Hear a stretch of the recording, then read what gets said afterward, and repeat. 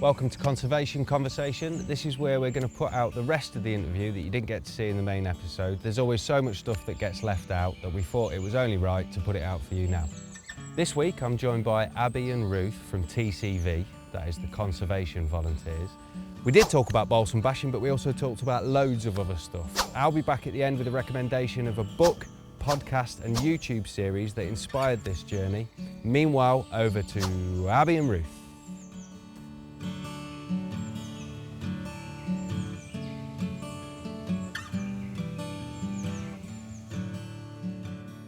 Were you both sort of born conservationists? Have you always cared about the environment, or when did you come to that? Well, my dad's a big gardener, so I spent lots of time growing up in like a really buzzing garden. Nice. And yeah, I just don't know. I've always really liked bugs. I don't know, it's a bit weird. But as a kid, I have like vivid memories of just picking up random insects and taking them to my dad and being like, "What's this? What's this? What's Yeah. this?" But yeah, and then I don't know. I didn't necessarily want to go into conservation when I was in uni, but then once I discovered that was a career path, I was like, okay, this feels right. Yeah, sure. How about you, Ruth? Were you a conservationist? I think my granddad was an entomologist, which is likes bugs. Bugs, right. Yeah. So I think it probably came from him. They lived down in Cornwall, and live right in nature, and he'd just go out and he'd have you doing all sorts of different things. Like a lot of the time, just like cutting. He'd be cutting down squirrel trees, and then he'd make you just carry the branches and put them in a pile. So, like my holidays were spent doing that kind of thing. Free labour. Or pick fruit. He had grew a lot of fruit, so we did a lot of blackberry picking and Lovely. stuff like that. So yeah, just being outside. That was just on my holidays. So yeah. I don't just want to talk to you about balsam. Obviously, you guys work for TCV with executive producer wife. So TCV is the Conservation Volunteers. Yes. Both of those words are right in there, conservation and Yeah. volunteers, but the people is the driving. Is that your motivating? Yeah, I think so. Yeah, definitely. Yeah. Yeah, and using the environment and nature and conservation to bring people together and improving local community spaces and bringing people together over a shared. Yeah. The community one's interesting because we always get this message, TV and government in the pandemic, for instance, they were saying getting outside is good for your mental health. But it's not just an individual thing, is it? You run groups. Tell us a bit about those groups and what sort of difference that can make for people being in a group. So I think when you have to be a kind of person to volunteer, a certain kind of person to volunteer. I don't know what that kind of person is, but you're all kind of sharing your free time to come and help out a park that you might have my volunteers might have no connection to, but the people that live nearby and the friends group that works on there, they love that park. So it's really nice to meet people that are really passionate about their local green space, and we go in and help them out with that local space. We give them advice, or we help build stuff that is long lasting. And my volunteers, I've had a lot of them tell me that they really like going to parks that they've never even knew existed, because they discover all these tiny green spaces around them that you might not know are there, or they're a bit off the beaten track. And yeah, you just bond over this shared love of nature, and they're giving up their free time to come and improve this park. So they're obviously enjoying it, and they're getting a lot of well-being out, and you make friends in the group. You learn more about people's history and stuff. We had a whole therapy session when we were balsam bashing last Wednesday, so amazing. It all got very deep. Really? Yeah, it was great. We were talking about childhoods and parents and all sorts. And that wouldn't have happened if they weren't out balsam exactly, bashing. Yeah, and it's quite a nice one, balsam bashing, because it's mindless in a way. So you sort of you're doing an activity, but you're free to talk about. It is whatever you want exercise to talk too, about. right? Yeah, definitely. Yeah. Do you want to see people volunteering who are already into conservation and desperate to help out, or do you want the surprise attendees? Both, yeah, anyone. Both, anyone? Everyone. I think TCV, they're what makes us different potentially to some of the other organisations. We really do focus on trying to make volunteering accessible to everybody. Very inclusive. And running some of our projects particularly to address some of the barriers that people might face. And some people I've just never heard of. It's just not even in their field of view but there's other things like coming together with other people. That might be what motivates them, or exercise might be what motivates them. So there are loads of different ways to get into conservation. It's not just Definitely. you're not just driven by conservation. Yeah.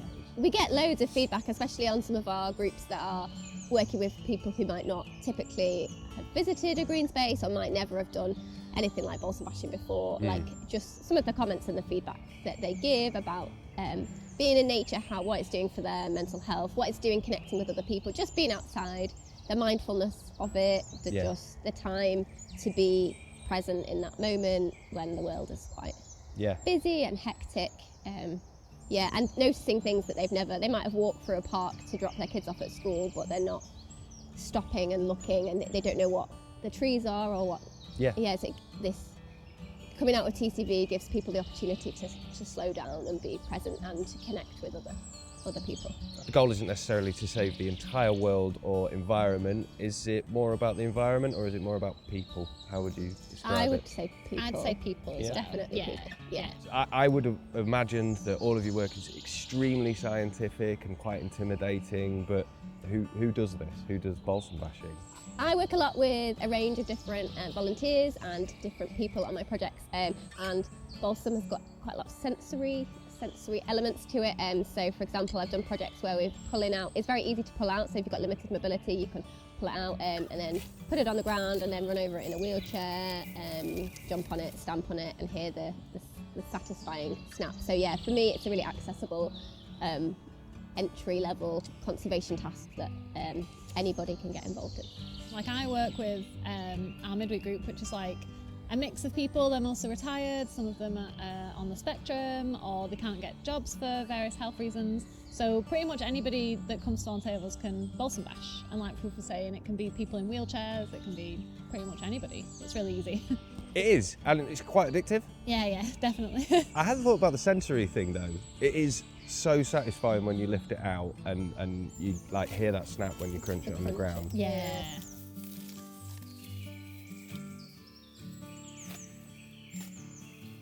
But yeah, you literally just grab it, pull it, throw it on the floor, stamp on it. If you want to, you can make a big pile of it, you can hang it in a tree. If you've got like a massive field of balsam, and there's a tool called a slasher, which is like a, how do I describe it? It's kind of just like a long tool with like a kind of sharp blade at the end. It's not very sharp.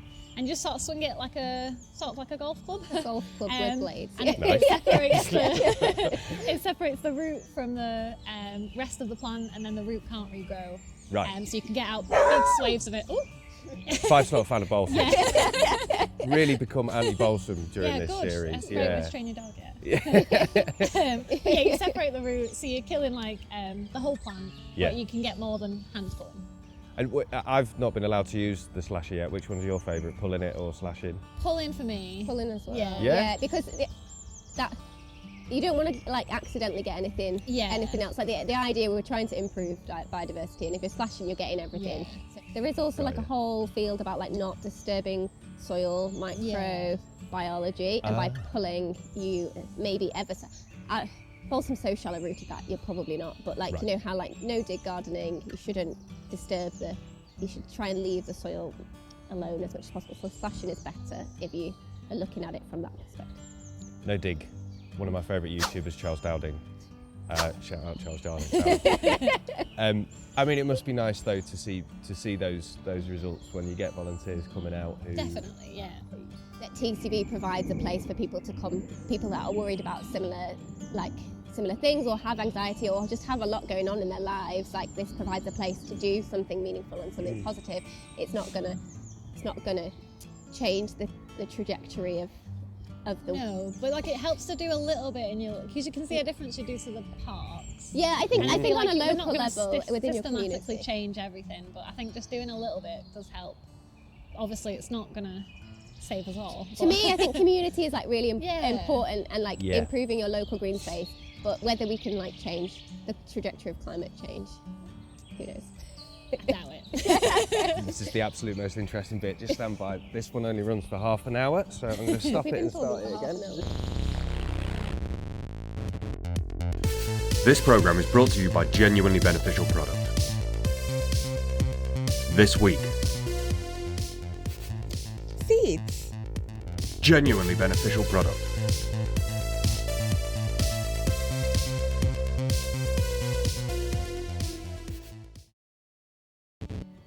ahead of time, I did prompt you with this. Ruth, can you go first? Oh, no. Can you tell us an interesting conservation fact that we might not know? Yes, I suppose I can. Why, thank you. We did already touch on this. So we are here today at Selwater Park, and Selwater Park, it doesn't seem like much. It's a nice green space, but you wouldn't think it's like at the forefront of conservation if you were to describe it. But yeah, Selwater Park is home to willow tits, which is really rare that you would get willow tits in a space. Because they are the fastest declining resident bird species, which means they're the fastest declining species that stays in the UK all year. And the fact is that willow tits have seen 94% decline since the 1970s. And yes, Selwater Park is home to willow tits. If you stand for long enough at the bird feeders, you will be able to see a willow tit. So a lot of the work that we do here is trying to understand the willow tits that are here and trying to conserve them and trying to use the story of the willow tit to engage new people in what we do. So, Yes. I mean, you hear stats like that, like these massively high percentages of a certain species that have died, but I think it's important to get your head around what 94% means. Did you Yes. say since the 70s? 1970s, yeah. There have been some, like in the northwest and Wigan especially, there's a bit of a stronghold for willow tits, so hopefully we're not too late and hopefully we can turn the tide. You have to remain positive, I Yeah. guess, don't you? Yeah. Otherwise you'd give up, I guess. Yeah, Very nice, thank you. it's okay. Abby, I what's went your a slightly fact? different way. Yours sounded well intense. Mine's just like a fun little fact. They're all good. Mine's that bananas have a chemical compound in them that is the main component of a honeybee alarm pheromone. So if you eat a banana around a beehive, you're very likely to get stung. Really? Yeah. Okay. And especially the artificial banana sweets, because we concentrated that compound and put it in artificial banana sweets. So lots of beekeepers, when they open the hive, it smells like bananas. Okay. Put the lid back on. That's amazing. It actually does lead me on to my next question. Great. I want to ask you both, because none of us are perfect. Can you tell us a conservation sin Conservation sins. that you've done? For instance, last week I failed to properly compost a banana skin. I'm really sorry, I put it in the bin. Very disappointing. I was really disappointed in myself and I'm still thinking about it right now. Go on, none of us are perfect. What's yours? Okay, mine was also quite recent. I ordered a delivery from a takeout place that I could have easily walked to, and this was on Saturday, and I just was feeling very lazy, so. Yeah, we've all done Yeah. it. We've all It's a done common it. one. You're forgiven. Thank you. I absolve you. Ruth, go on. I feel like mine is more longer term than I do all the time. So I have a camper van and it's a 2006 diesel reg camper van. It's a diesel van. Yes. So it's really hard to live your life perfectly. Yeah. Oh, yeah. I mean, I drove here, Yeah. not gonna lie. So, yeah, you can't hold yourself to too much of an account, can you? And coming back to what we said at the very beginning, the little actions do make a little bit of a difference, but we are, there's a powerlessness about it, isn't there, I think? I think it's important to not hold yourself to too high of a standard, otherwise you can sort of checkmate yourself and do nothing. It's easy not to start, I think, as well. Yeah. So I know a lot of people who, like, I'm vegetarian, but I didn't like meat anyway, but also for the conservation reasons. But there's lots of people who are like, oh, well, I really like meat, I don't want to give it up. But you don't have to give it up completely, you can just eat less. And a bit there's lots of less, yeah. stuff like that you can just do something a little bit less or a little bit more. You don't have to 100% do everything, because you never will. Like, no one's perfect. I think when it seems too big, that's when people do actually give up and just don't do anything helpful. This has been a really nice conversation, thank you.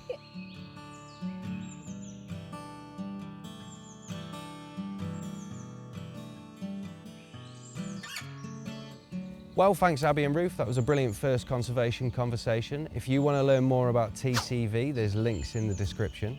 But I promised you a recommended book, podcast and YouTube channel this week, so here we go. The book for this week is The Uninhabitable Earth by David Wallace Wells. It's pretty tense. If you've got climate anxiety, tread carefully, I would recommend, but it's a really decent audiobook, and frankly, it's one of the best science books I've read in the last few years. The YouTube channel for this week has got to go to Charles Dowding. He came up twice in conversation. He's a proponent of the no-dig philosophy, which is an ecological approach to gardening. I think there's a lot of scientific backing for it. You'll have to do your own research.